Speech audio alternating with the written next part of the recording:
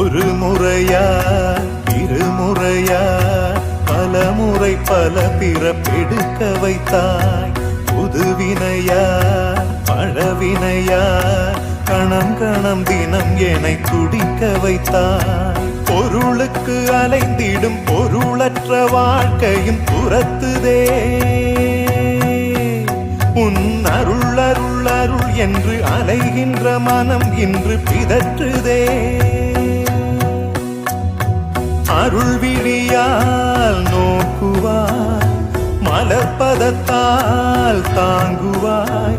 உன் திருக்கரம் என்னை அரவணைத்துனதருள் பெற பிச்சை பாத்திரம் ஏந்தி வந்தேன்.